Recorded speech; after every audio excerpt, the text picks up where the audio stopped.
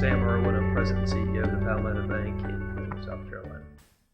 When I think about a who's who candidate, and really when we thought about what we were trying to do when we became a part of this project, it was really trying to find those people out there who really exemplify someone who's made a difference in the community, but maybe that person that's not so visible. Someone that's really taken a project, taken a situation, really changed it, made it better, but done it in a way with little fanfare. When I was in college, I made a decision that I wanted to be a banker. And my father, who was fortunately and thankfully interested in my career and what I was going to do with my life, and helped me arrange a meeting with a banker by the name of David Carroll, who was at First Union at the time in Columbia. And David took the time when I was a college student to spend an hour and a half with me to talk about banking. And he didn't have to do that. I have never forgotten that. And it's because of that time that he spent with me that I became a banker. And I actually went to work for First Union as my first job. And I have tried for my entire life, work life, to pay that forward. So whenever I have the opportunity to work with, when someone calls me or a college student calls and says, or a parent of a college student calls me and says, or a high school student for that matter, and says, we'd like you to talk to my child, I always do it because I'm paying it forward. Someone took the time with me in years past to do that. And so when I think about, again, the who's who are those people out there that are taking the time with people to make a difference? And the who's who, the ones that really make a difference, also leave a legacy, and they also mentor others. And I think that's really critical that we understand, at least from my perspective, when we choose our who's who. Have they made a difference in other people's lives? Have they taken the time to make a difference for someone else? I heard a story the other day about my great uncle that I'd never heard, that really I think exemplifies some of the differences we can make in others' lives and in our communities.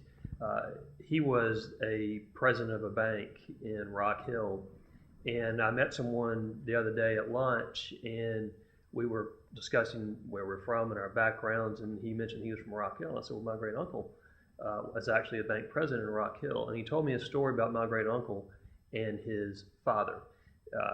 His grandfather worked in the mill, and they grew up in the mill village in Rock Hill, and his father decided that, and his grandfather decided that his father should go to college, the first one in the family ever to go to college. And when he came time to go to college, they had no money. And so they visited my uncle, great uncle, at the bank about a loan to go to college.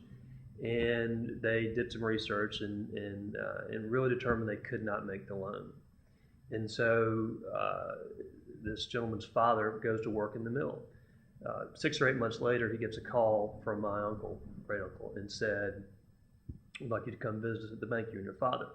And he said, we'd like for you to, we're going to support you in your decision to go to college, but you have to go to Presbyterian College, which was where he graduated from.